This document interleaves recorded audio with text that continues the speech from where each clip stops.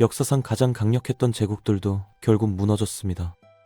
페르시아의 아케메네스 제국부터 대영 제국까지 그 어떤 권력도 영원하지 않았죠. 내부 분열과 경제 붕괴, 외부 침략이 복합적으로 작용하면서 수백 년 쌓아올린 문명이 몇십 년 만에 무너지는 일이 반복됐거든요. 오늘날 우리가 강대국이라 부르는 나라들도 예외일 수 없습니다. 지금부터 역사 속 주요 제국들이 어떻게 멸망의 길을 걸었는지 하나씩 살펴보겠습니다.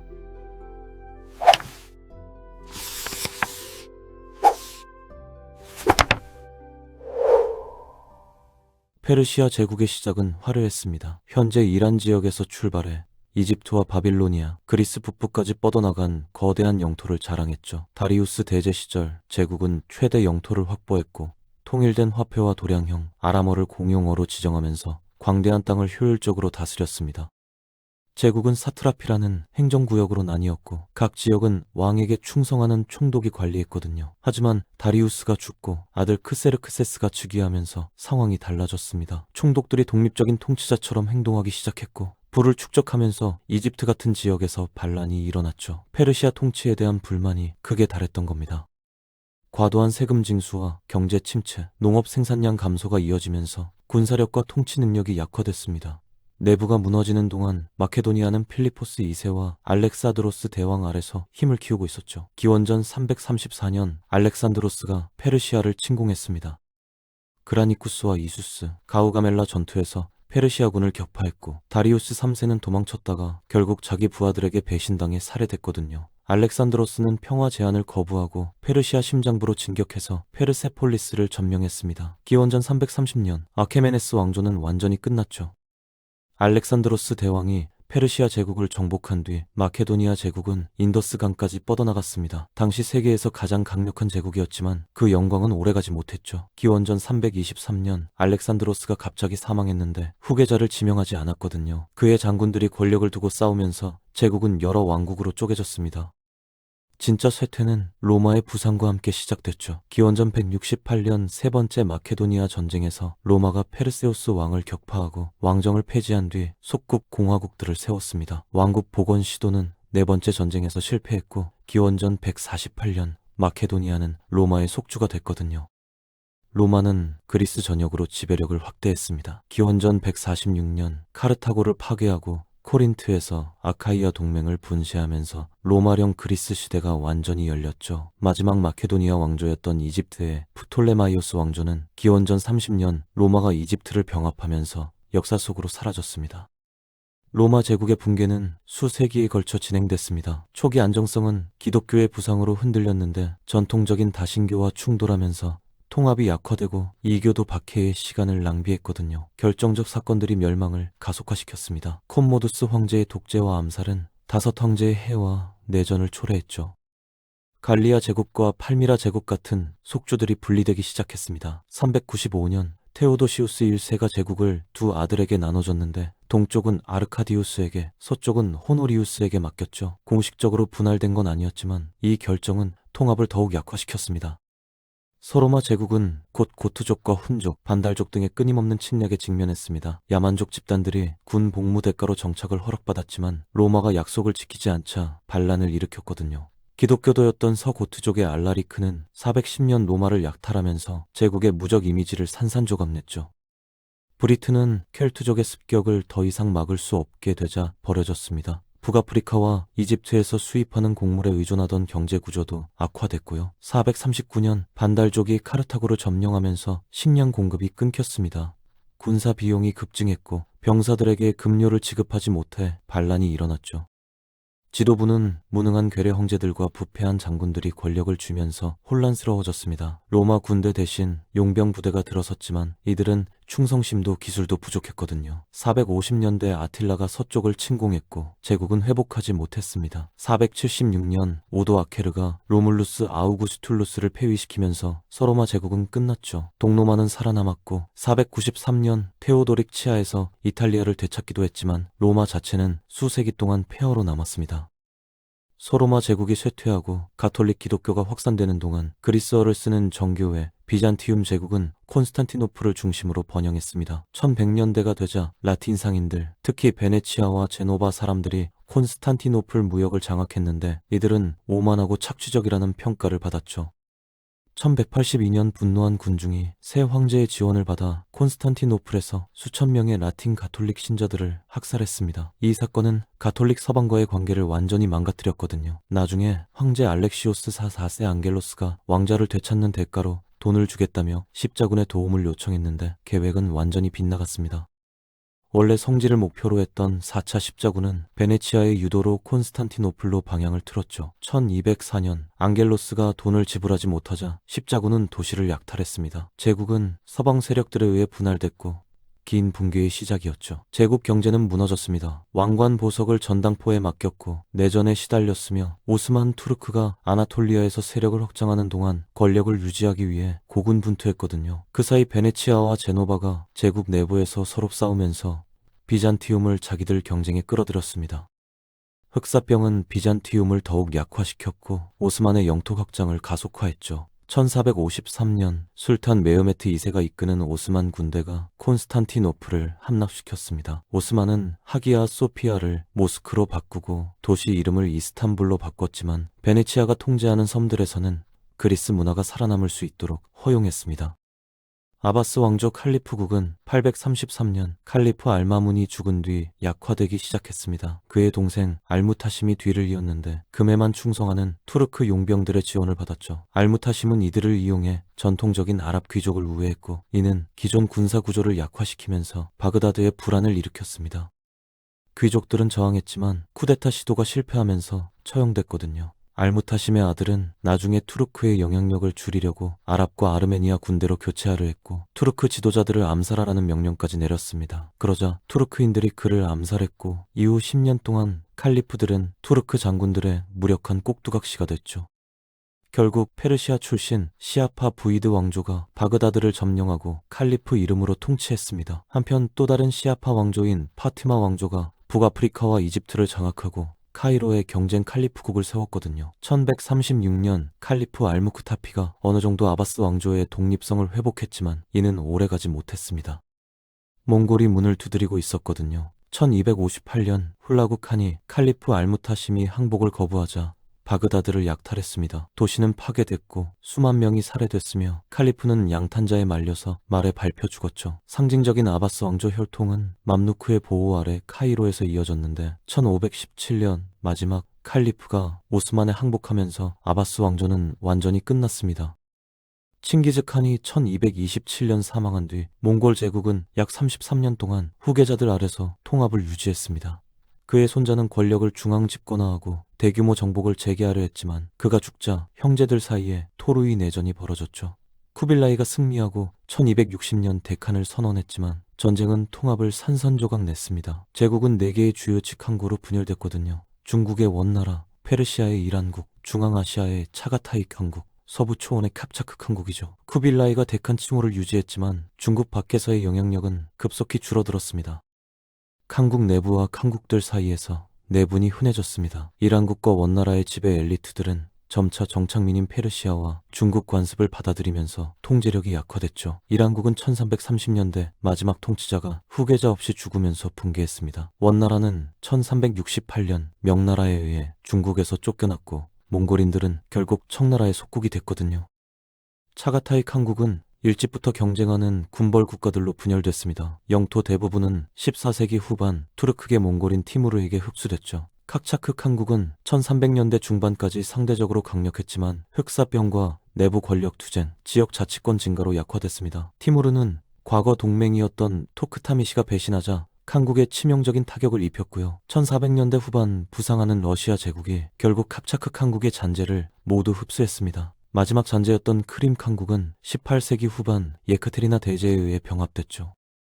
잉카 제국은 서반구에서 가장 큰 제국으로 안데스 산맥 대부분을 가로질러 전성기 때 1000만 명의 인구를 거느렸습니다. 15세기 파차쿠티의 지도력으로 급속히 성장했죠. 그의 아들 토파 잉카가 군사 작전을 이어받아 1471년 황제가 됐습니다. 토파 잉카의 아들이 뒤를 이어 제국을 더 북쪽으로 밀어붙였지만 먼 곳에서 벌인 군사 작전들이 제국의 결속력에 부담을 줬거든요. 1524년 그는 치명적인 열병, 아마 천연두에 걸렸는데 이는 카리브해의 초기 유럽인들이 대륙에 들여온 병이었습니다. 면역력이 전혀 없던 잉카 인구에게 질병이 급속히 퍼지면서 수백만 명이 죽었고 와이나 카팍과 그의 지정 후계자도 포함됐죠. 권력 공백은 살아남은 아들들인 아타왈파와 와스카르 사이에 잔혹한 내전을 촉발시켰습니다. 수년간의 갈등 끝에 아타왈파가 승리했는데 바로 그때 스페인 정복자 프란시스코 피사로가 소규모 병력을 이끌고 잉카 영토에 도착했거든요. 잉카군이 침략자보다 수천 명이나 많았지만 스페인의 강철 무기와 총기, 기병대, 충격 전술이 결정적인 우위를 제공했습니다. 아타왈파는 기습 공격 중 포로로 잡혀 나중에 처형됐죠. 곧 잉카의 수도 쿠스코가 함락됐습니다. 최후의 일격은 1572년 스페인군이 마지막 잉카 통치자 투팍 아마루를 포획하고 처형하면서 왔습니다. 송가이 제국은 한때 아프리카 역사상 가장 강력한 국가 중 하나로 15세기부터 서아프리카에서 지배력을 확립했습니다. 약화된 말리 제국의 상당 부분을 정복한 손니 알리가 기초를 다졌죠. 그의 아들 손니 바루는 같은 권위가 부족했고 곧 아버지의 장군 중 한 명인 무함마드 투레, 즉 아스키아 대왕에게 전복됐습니다. 아스키아는 정복보다 통치에 제국의 초점을 전환시킨 유능한 행정가였거든요. 중앙 집권화된 관료 체계를 구축하고 이슬람을 엘리트의 공식 종교로 정리했습니다. 아스키아의 통치는 아들 무사가 그를 폐위시키면서 끝났죠. 그 뒤로는 권력투쟁과 무능한 리더십으로 점철된 꾸준한 쇠퇴가 이어졌습니다. 외곽 지역들이 중앙 통제에서 벗어나기 시작했고 송가이의 부를 빼앗고 싶었던 모로코 술탄 아흐마드 알만수르가 습격을 개시했거든요. 1586년까지 내부 경쟁이 제국을 분열시켰습니다. 톤디비 전투에서 모로코군이 우수한 무기로 송가이 군대를 압도하고 모든 도시를 약탈했죠. 무굴 제국은 한때 세계 인구의 거의 4분의 1을 통치하면서 부와 타지마할, 붉은 요새로 유명했지만 1707년 황제 아우랑제부가 죽은 뒤 무너지기 시작했습니다. 이후 20년 동안 무굴 왕조에는 7명의 통치자가 앉았는데 각자가 이전보다 약했고 지역 지도자들이 독립을 주장하며 세금 납부를 거부하기 시작했죠.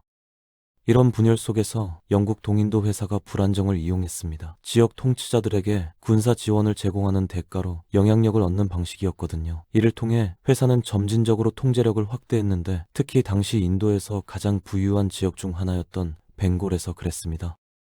19세기가 되자 회사는 주로 인도인 병사들로 구성된 강력한 군대를 보유하게 됐습니다. 1857년 이 병사들이 반란을 일으켰는데 영국을 몰아내고 무군의 권위를 되살리려는 목적이었죠. 반란은 진압됐고 그 여파로 영국 왕실은 동인도 회사를 해체하고 마지막 황제 바하두르 샤 2세를 추방했으며 무굴 제국을 공식적으로 끝내고 직접 식민 통치로 대체했습니다. 브라질 제국은 1889년 마샬 데오도로 다 폰세카가 이끈 군사 쿠데타로 황제 페드로 2세를 폐위시키고 브라질 공화국을 선포하면서 급작스럽게 끝났습니다. 공화주의 사상은 군주제를 시대에 뒤떨어진 것으로 보는 엘리트들 사이에서 확산되고 있었죠.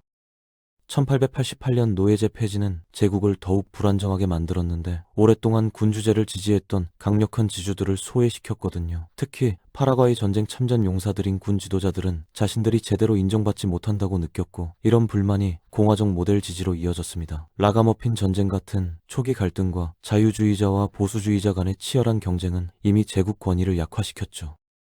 쿠데타가 발생했을 때 페드로 2세는 저항하지 않고 침착하게 망명을 받아들였습니다. 쿠데타는 군주제를 끝냈고 폰세카가 대통령직을 맡았으며 브라질 공화국은 새로운 헌법을 채택했습니다. 스페인 제국은 카를 오세치아에서 전례 없는 정점에 도달했지만 제국의 기반은 이미 불안정했습니다. 해외 식민지들은 제대로 관리되지 않았죠. 엄격한 국가 독점을 유지하기보다는 수익을 계속 흘러오게 하려고 불법 거래를 용인했습니다. 이는 다른 유럽 강국들과 경쟁할 능력을 약화시켰고 그들은 점차 상업과 영향력에서 스페인을 앞질렀거든요. 경제가 무너지자 스페인은 과도한 과세에 의존했습니다. 거의 모든 거래에 부과되는 알카발라 같은 우스꽝스러운 세금이 국민에게 부담을 줬고 정부 직원들은 세금을 내지 않았죠. 저항이 커지고 탈세가 널리 퍼졌습니다. 일부 세금 징수원들은 심지어 살해당했고 많은 스페인 사람들이 탈출하려고 아메리카로 이주했거든요. 여전히 스페인 지배 아래 있던 네덜란드에서는 높은 세금과 방치, 칼뱅주의 확산에 대한 불만이 네덜란드 반란을 촉발시켰습니다. 이는 네덜란드와의 전쟁으로 확대됐고 나중에는 프랑스와도 전쟁을 벌이면서 스페인을 더욱 약화시켰죠. 반란은 한때 같은 군주 아래 있던 포르투갈이 1640년 독립하도록 부추기기도 했습니다. 1641년 구리 화폐 발행으로 인한 인플레이션은 스페인의 재정 위기를 악화시켰고요. 18세기 합스부르크 왕가를 대체한 부르봉 왕가가 개혁을 통해 스페인의 힘을 회복하려 했지만 비용이 많이 드는 전쟁들과 1713년 위트레흐트 조약이 스페인의 지배력을 제한하면서 무산됐습니다.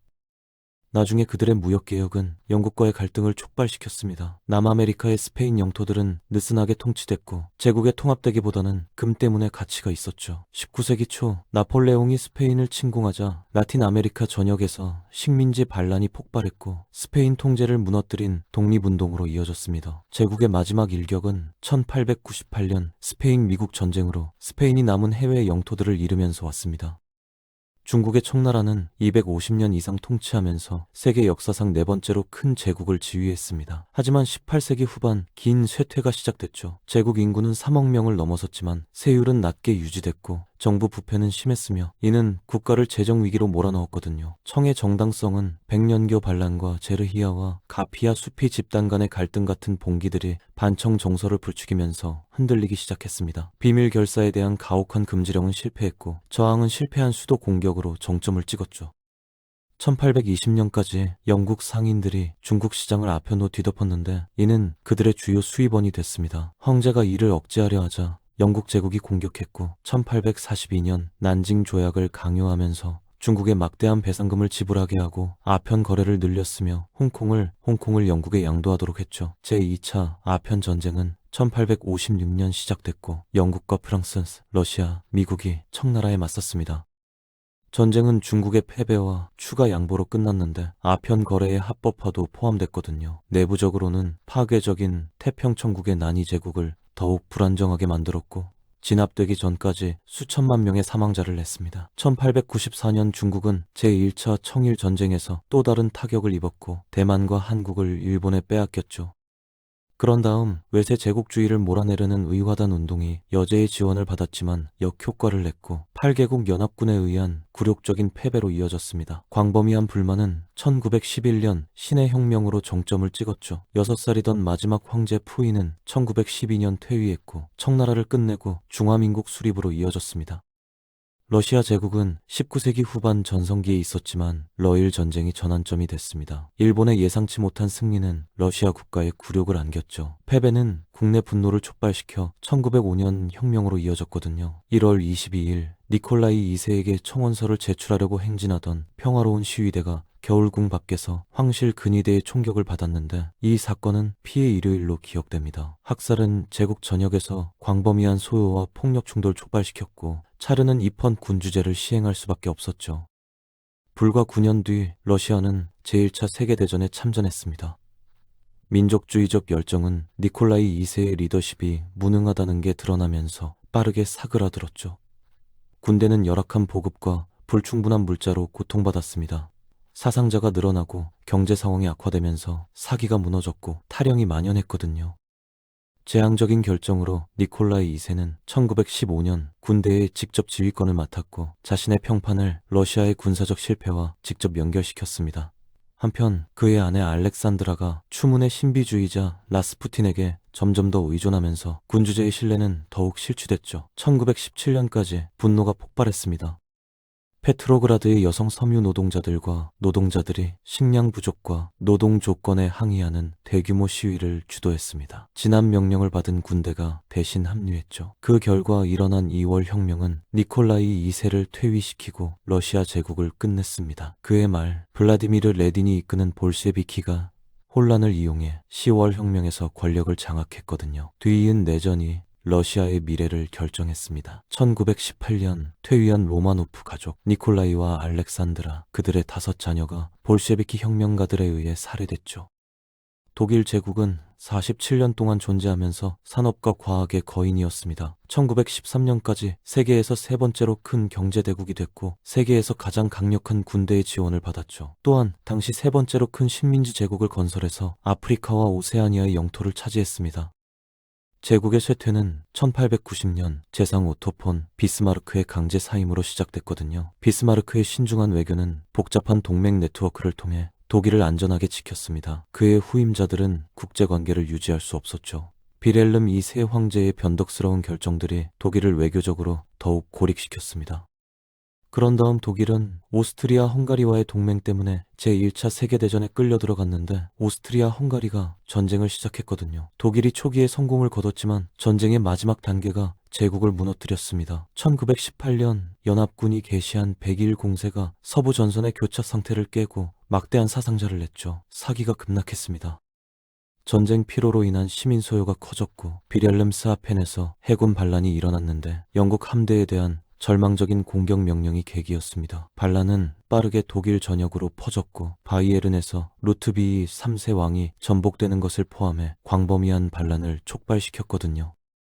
이는 11월 혁명으로 이어졌습니다. 노동자들과 병사들이 반란을 일으켰고 거의 저항 없이 군주제를 무너뜨렸죠. 공화주의자들과 공산주의자들 사이에 폭력이 번지면서 의회 민주주의 지지자들이 결국 승리했고 바이마르 공화국에 길을 열었습니다. 비렐름 2세는 퇴위했고 사실상 독일 제국을 끝냈죠. 오스만 제국에게 1870년대는 위기의 연속이었습니다. 흉작이 보스니아와 헤르체고비나에서 봉기를 일으켰고 뒤이어 재정 붕괴가 왔죠. 불가리아에서도 반란이 일어났고 술탄 압둘 아지지가 전복됐습니다. 오스만이 불가리아 봉기를 진압했지만 잔혹한 전술이 국제적 반발을 불러일으켰거든요. 러시아가 개입했고 승리 후 산스테파노 조약을 강요해서 발칸 반도를 러시아 위성국가로 만들었습니다. 그러자 유럽 열강들이 개입해서 지도를 다시 그렸고 루마니아와 세르비아, 몬테네그로에 완전한 독립을 부여했죠. 한편 경제는 오스만 공고체 관리국에 넘어갔고 유럽 채권자들이 담배와 면화, 기타 중요한 산업들을 통제하게 됐습니다. 1882년 영국이 수에즈 운하를 확보하려고 이집트를 점령하면서 또 다른 타격을 입었습니다. 1908년 청년 투르크 혁명이 마케도니아에서 시작돼서 술탄 압둘 하미드가 헌법을 복원하도록 강요했죠. 다음 해 반혁명 쿠데타는 실패했고 권력은 점점 더 헌법 정부를 추진하는 개혁주의 운동인 청년 투르크당으로 이동했습니다. 그런 다음 이탈리아 투르크 전쟁이 와서 오스만이 리비아를 잃었고 1차 발칸 전쟁이 이어져서 알바니아와 거의 모든 남은 발칸 영토를 잃었거든요. 제1차 세계대전에서 중앙동맹국에 가입한 것은 1인당 가장 높은 사망률로 제국의 운명을 결정지었습니다. 1918년 패배 후 영국과 프랑스가 사이크스 피코 협정에 따라 제국을 분할했죠. 오스만 권위의 붕괴는 무스타파 케말이 이끄는 터키 독립전쟁을 촉발시켰습니다. 그는 연합군을 몰아내고 1922년 술탄국을 폐지했으며 오스만 국가의 잔재를 해체했죠. 1920년대 후반 도시 일본은 더 부유하고 자유로워졌지만 농촌 지역은 빈곤에 빠졌습니다. 1929년 세계 대공황이 격차를 악화시켰고 일본은 인구를 먹여 살릴 수 없게 됐죠. 정부의 대응은 실패했고 군부는 자원 확보를 위해 만주로의 확장을 추진했습니다.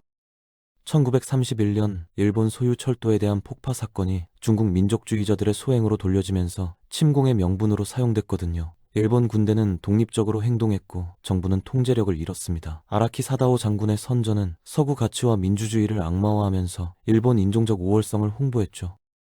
나가타 장군 아래서 일본은 총력전 경제로 전환했습니다.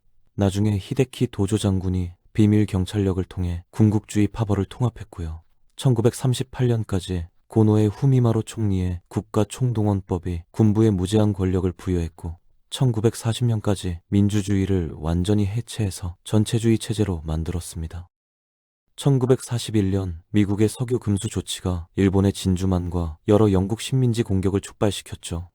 일본은 1942년 싱가포르 정복을 포함해 초기 성공을 거뒀지만 과도한 확장과 연합군의 반격이 이익을 되돌리기 시작했습니다. 나중에 미국의 도쿄 공습이 10만 명 이상의 사망자를 냈고 사기를 무너뜨렸거든요. 1945년 8월 미국이 히로시마와 나가사키에 원자폭탄을 투하해서 15만 명의 사상자와 추가 파괴를 야기했습니다.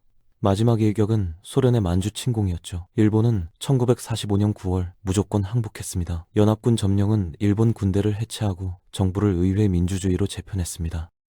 19세기와 20세기 초 전성기의 대영 제국은 역사상 가장 큰 제국이자 지배적인 세계 강국이었습니다. 1960년대 중반 대부분 완료된 붕괴는 주로 2차 세계대전의 엄청난 부담 때문이었죠. 전쟁은 영국을 경제적으로 파괴시키고 군사적으로 과도하게 확장시켰으며 특히 동아시아와 동남아시아에서의 식민지 패배가 위신을 손상시켰습니다. 동시에 제국 전역에서 민족주의 운동이 급증했고 특히 1947년 독립을 얻은 인도가 탈식민화의 물결을 촉발시켰거든요. 전후 영국이 식민지에 대한 통제력을 유지할 수 없게 된 것과 반식민주의 입장을 가진 초강대국으로서 미국의 부상이 제국의 해체를 가속화했습니다. 냉전은 식민지 유지의 전략적 가치를 더욱 감소시켰죠. 1956년 수에즈 위기는 영국의 약화된 세계적 역할을 드러냈고 1997년 홍콩의 중국 반환은 상징적으로 제국의 끝을 표시했습니다. 포르투갈은 아프리카와 아시아에 걸쳐 광대한 식민지를 가진 최초의 세계 제국이었습니다. 해양 탐험을 통해 초기에 번영했지만 절대 군주제 아래서 부패와 밀수, 잘못된 관리로 일찍부터 약화됐죠. 제국이 통제력을 유지하려 했지만 자본주의의 부상에 적응하지 못했습니다. 추방된 포르투갈 유대인들이 네덜란드 동인도 회사 같은 현대 자본주의 기업을 발전시키는 데 도움을 줬고 이 회사는 곧 전 세계적으로 포르투갈을 능가했거든요. 제국의 쇠퇴는 네덜란드와 영국 같은 더 강력한 식민지 경쟁자들의 부상과 함께 가속화됐습니다. 1755년 리스본 지진과 나폴레옹 침공 같은 사건들이 포르투갈을 더욱 불안정하게 만들었죠. 20세기에는 아프리카에서 비용이 많이 드는 식민지 전쟁들과 앙골라, 모잠비크, 기니비사우에서 증가하는 저항이 찾아왔습니다. 이런 갈등들이 포르투갈의 권위주의 정권을 전복시키고 급속한 탈식민화를 촉발시킨 카네이션 혁명에 기여했거든요. 제국의 공식적인 종말은 1999년 마카오의 중국 반환과 함께 왔지만 그때까지 포르투갈은 이미 다른 모든 식민지를 잃은 상태였습니다.